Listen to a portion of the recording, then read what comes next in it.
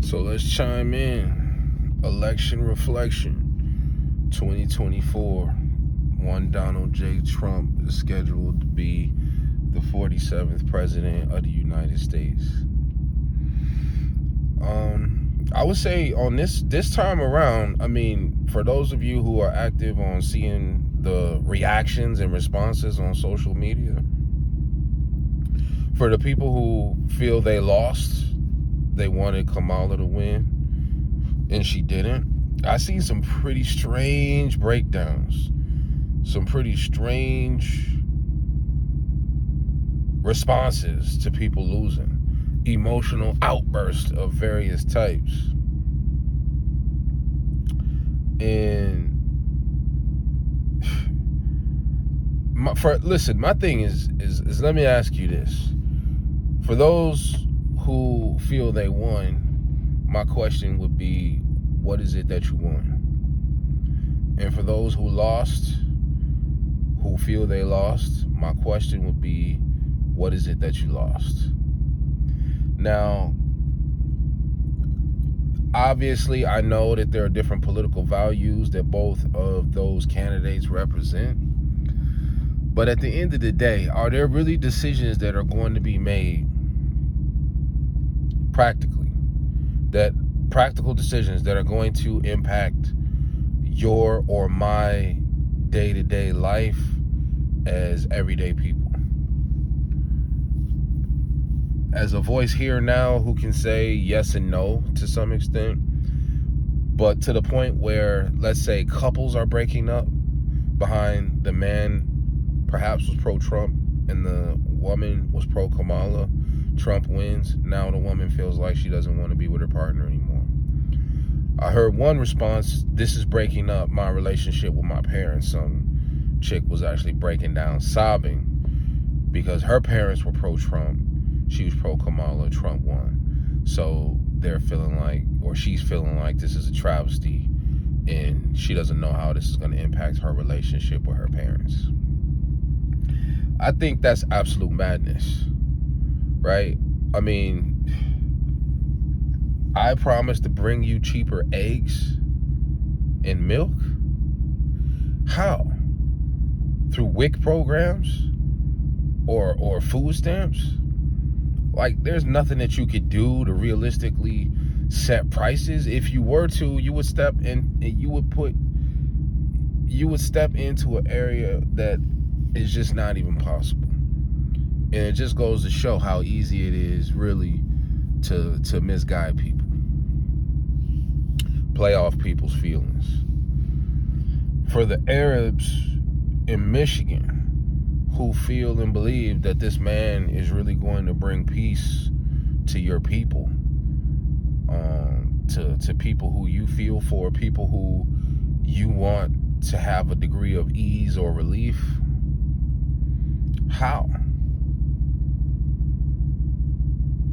Really? You think he's going to commit political suicide? Because that's what it is, to say anything against the state of Israel as a politician in Washington, to oppose too much so their policies, is political suicide. And you think he's willing to commit that for you?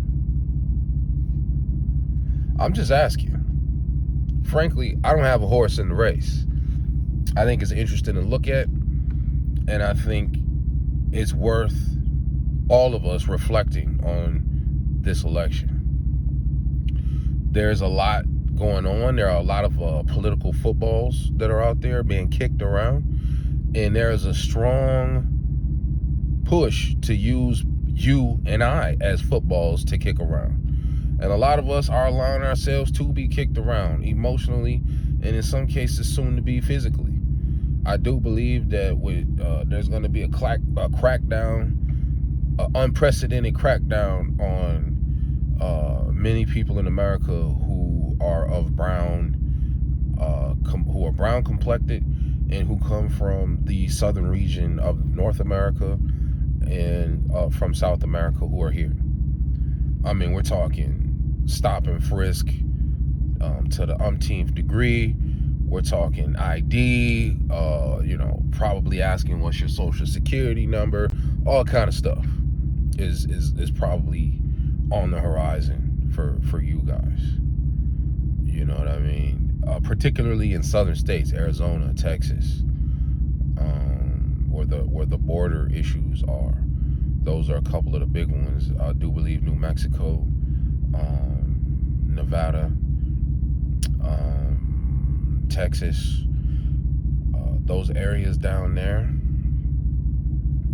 they're coming. They're coming. Political football, right? Just kicking people's lives around, just to like create, scripted entertainment almost, it seems. So my thing is this: while this is a reality that we all have to deal with, as far as people in positions of power making decisions that do really and truly impact our lives, right? Senators, judges, district attorneys, presidents, governors, mayors, city council, police chief, sheriff. These are decision makers that make decisions that do impact our lives. Even though we may not be invested, we may not care,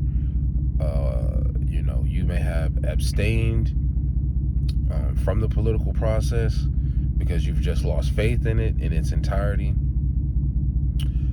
And that's fine. My question is, though, what's our solution?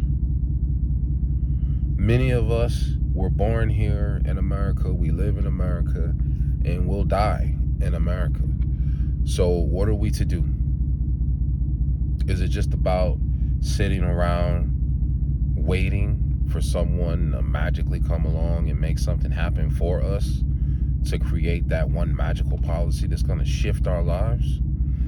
I don't think there's a policy that could be made that can shift my life in the direction that's going to make me financially free, that's going to create generational wealth, that's going to secure my family. And by saying secure, I mean secure them in person, secure them in their emotional health, their mental health, their physical health, their health care, right? While yes, you could get free insurance and you could get this subsidy or that subsidy, great. Even if policies were made that can make the process easier to gain wealth, if I'm not in that mindset, it doesn't matter. Any policy that gets made, it's just going to be counterproductive because I'm not in that mindset. Therefore, to me, mindset is key, right? Regardless of who's president and how we feel that thing went, I do think there's a lot of interesting stuff that happened. The celebrities, quote unquote, who came out in support of either Kamala or Trump. Most of them came out recently in support. Pop culture ones came out in support of Kamala. And it doesn't seem like that went too well. I thought the response would be better from that group of people who are real celebrity driven, as far as allowing influencers to indeed influence their decisions. There is a lot of power in that. I thought it was shameful to see a person like Cardi B come out in support of anyone for anything with a track record like she has, and with songs that are popular and famous like WAP. Right? I'm like, is that really where we are as a culture and a society? I don't believe so. I believe the American spirit is alive. I believe that what it means to be American is not just to be a consumer. It's not just to be waiting. It's not at all to be waiting for someone to come along and solve your problems. What it is to be American is to solve your own problems and to become wealthy by solving my problem or other people's problems. That's what it means to be American. And to give charity from your heart, solving other people's problems. To promote an economy of advancement advancement, an economy of growth, an economy of change. As things change and evolve, we're not stagnant. High ideals and values of what it means to be a man, what it means to be a woman. High regard for the institution of family, community. Valuing human life over inanimate objects and over animals and over nature. Valuing the God of Abraham and his laws, statutes, and commands. At the very least, even if you're not Christian or of Abrahamic faith, you have a degree of respect and consideration for those principles, for those values, for those regulations and rules. That's what it means to be American. So while Trump is spouting some of that, while Kamala even talks some of that, at the end of the day, I think the social order is wrong. Sitting around waiting for a president to do anything or to figure out who that person is, there's value in that. It's a part of the culture. It's something that's been going on since the founding, right? It's this 4-year cycle. And at this stage, though, it's more important who you are, who I am. Who are you becoming? Which version of yourself will win your selection process?